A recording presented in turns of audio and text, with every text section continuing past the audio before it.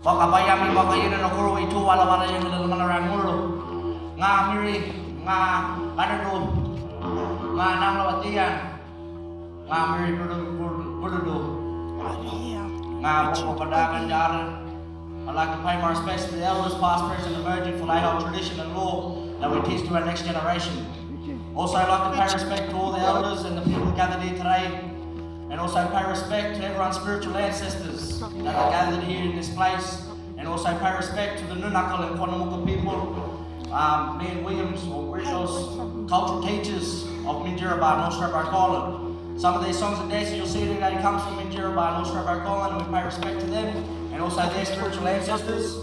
And the first dance we do for you is called Yuggera Tribe. Yuggera means the people of the sand and sea, and Yura is their word for welcome. So we'd like to welcome you here with the song and dance, and also welcome our dancers up out onto the stage to do our Kanji Jembi, our dance for you. Hey!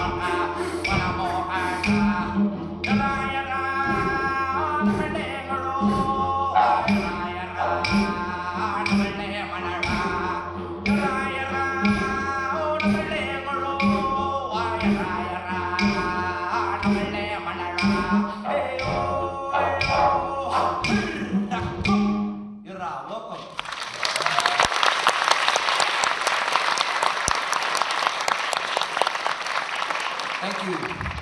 This next dance we're going to do for you is one of the main ancestral totems of the Nunakal and Queensland people of North Stradbroke Island and Moreton Bay areas. And also is a very spiritual animal for all the tribes around the southeast Queensland. And this animal is the carpet snake, or in our language we call him cardboarder. Cardboarder is a very important animal to us because it's the brother of Duckin, the rainbow serpent snake or rainbow serpent spirit. So we pay respect to cardboarder and Duckin for all the spirit and all the law that they carried, and also the formation of our land. So all the formation that the Yuggera or the rainbow serpent created was the forms of the valleys and creeks and rivers, and also moulding our mountains and our beautiful landscape that we have today, and also putting our colour into our landscape. But also with cardboarder, the carpet snake, people who are not from the area and don't have the carpet snake as their totem, they can only hunt it when the native passion fruit flowers. So the law of the carpet snake is when the native passion fruit flowers, that's when only people can hunt it. But as a spiritual totem of the people who have the carpet snake as a totem, they can't hurt or harm this animal in any way. So this dance, cupboard, dance of the carpet snake.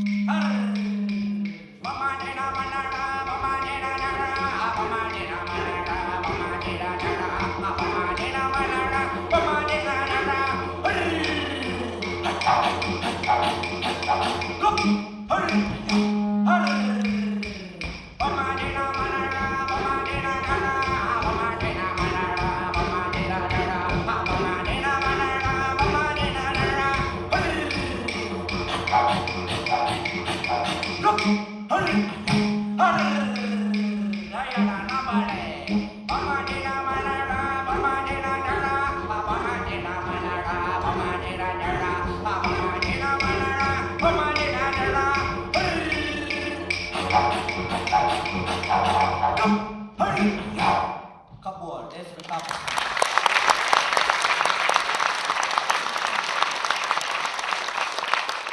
Thank you. This next dance we do for you is about a very important bird that taught us how to dance and how to play in our dreaming. Taught all our ancestors how to move when we dance. And this dance is about Garigan. This dance is about Garigan, and Garigan is a simulation, and they're talking about the white herons, the brogers, and the crane birds that live in our wetlands. So we pay respect to this animal for teaching us how to dance and how to play. And also we use this dance for our children in our dance group, or in our clan groups, or our tribal groups, to jump up with uncles and aunties, mums and fathers, and try and copy us on the dancing ground. So with this dreaming story, Garigan, they first woke up when Beaky Father Sun gave us light. So when the sun first come up in the dreaming, all the birds come out as well. So we pay respect to Beaky and the Father Sun for everything that he gives us as well, the giver of life. This dance, Garigan, dance to the crane, and Braga birds.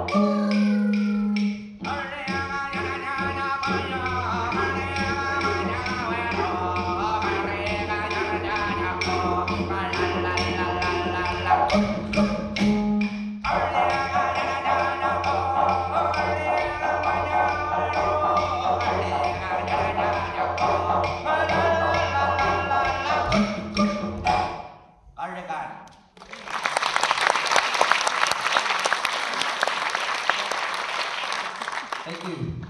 This next dance we're going to do for you is a very important dance for a lot of tribal groups, and also a very important dance for my people, the Waka Waka people of the North Burnett and South Burnett, and also of this area of the Darling Downs and Western Downs regions. This dance tells a story about three ancestors in our dreaming that first took human form. One is the koala, one is the pelican, and one is the brauga. In our language, we call him Gula for koala, Yuggera for pelican, and Jungai for brauga, or crane bird. These ancestors in our dreaming were the first, like I said, were the first ones in our dreaming to take human form. So if we look at ourselves today in the mirror and we look at other people, we can see them formations of them animals. So you can be short, little stubby fella like a koala, you can be short leg, long body like a pelican, or you can be tall and long like a brauga, or a mix of the three. So this dance tells that story, and also pays respects to them ancestors and them animals. Gula Yuggera Tribe.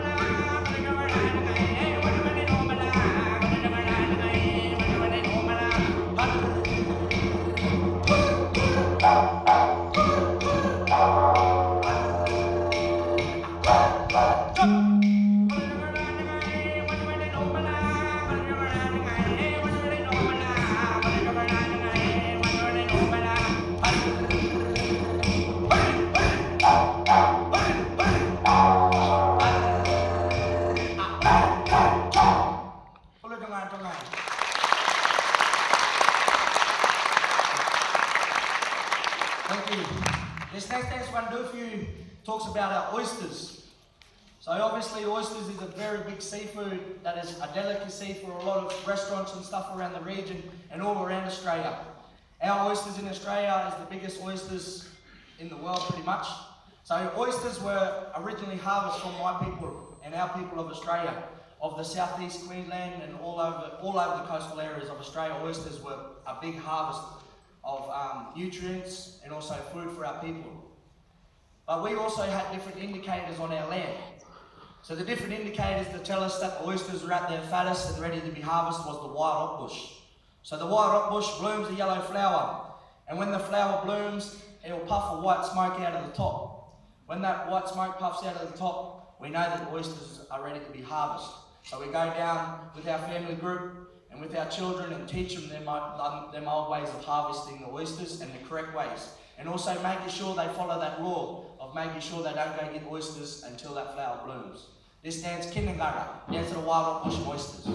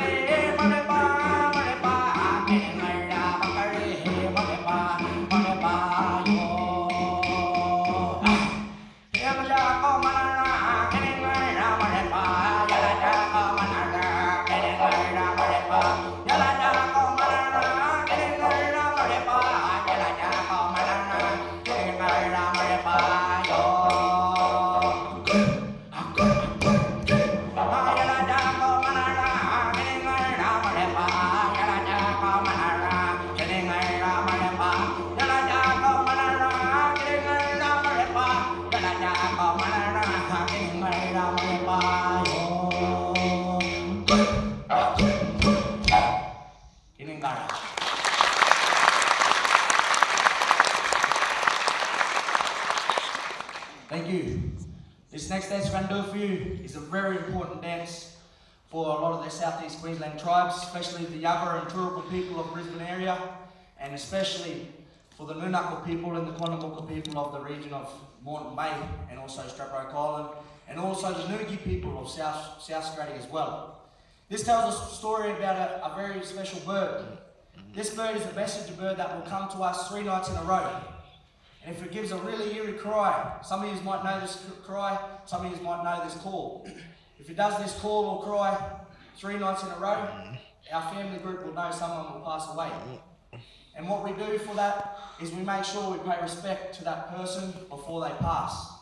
So before they pass, we make sure we go see them, give them what they need, and also show them respect, and also, we give them what they need to survive pretty much for the remaining time. So this dance is about Yuggera, the land curlew bird. And as you would know, when you hear this cry, it's very eerie and very sad. So the Yuggera bird also when he cries, he calls out the Yuggera. Yuggera is the kookaburra. So the kookaburra is also a birth bird, so you might hear him when you're pregnant. And also our people, it was also telling the spirits up in Birali, up in Sky Country, that our person was going to pass. So Yuggera will call on to Nangi or to Merigimpa, to the eagles. And the eagles, because he's the highest in the sky, that soul of that person or that spirit of that person will ride on the back of the eagle, back up into Bira, up into the Sky Country. This dance, Yuggera, dance of the land curlew.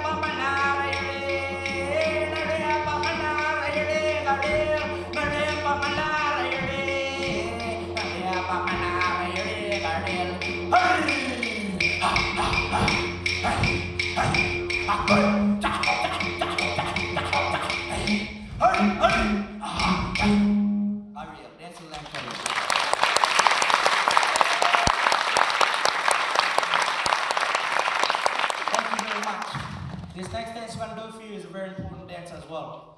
This song and dance tells a story about our Mother Earth, and paying respect to Mother Earth for everything she gives us.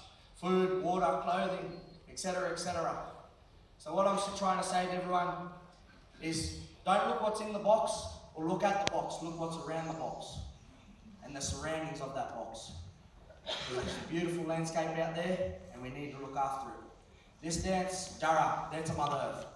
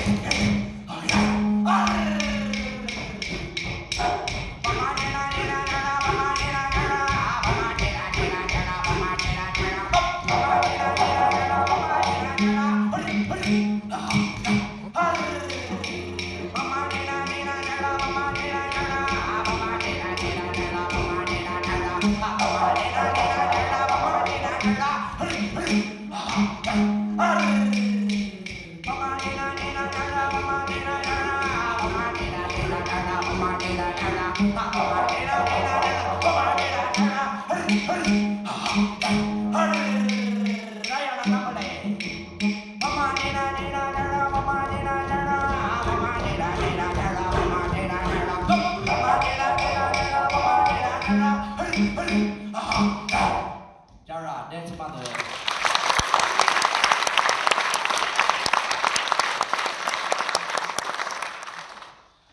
Thank you very much for this beautiful performance we've done here at this awesome place, Empire Theatre, and also the soil that we dance on. Under all this concrete, under all this stuff that we stand on here, is a sacred place to us as Aboriginal people. All over Australia, as we walk through our cities and our towns, all this place is a sacred place for us Aboriginal people and Torres Strait Islander people. So wherever you walk, or wherever you sit in your offices or buildings, or if you, like myself, work out in the bush, love the country, look at the country and care for the country. Strengthening songlines and also strengthening people's spirituality as well. This last dance is a very important dance for our people of Waka Waka and the Kabi Kabi families. This dance was performed not far from here in a place called Buninninanguru in our language, but we call it the Banyan Mountains to this day. So the Banyan Mountains was a big place for meeting and gathering, like Mr. Paul Antonio said yesterday. And this was like a big cathedral. People would walk from all over, southeast Queensland, northern New South Wales, North Queensland, southwest Queensland, thousands of miles just to get to Bunny, to the Banyan Mountains. And this is the song and dance that was made by an old man called Bubajun Cobbo, and also his son-in-law, Mr. Fred Embry Warden. And this song was made and sung to give to the people and teach them about sharing and giving and respecting the landscape, and also having the discipline to walk on land, and also passing on the knowledge of our ancestors, our old people, our elders, onto our next generation. This dance, Karinanami. Karinanami, Fuyabli, Toowoomba on a treeless plain or 6 time again. Ayang Mamarangai, now we go to camp. Jagogo Yongo. In this country we call home. Yo, very number two, Mala.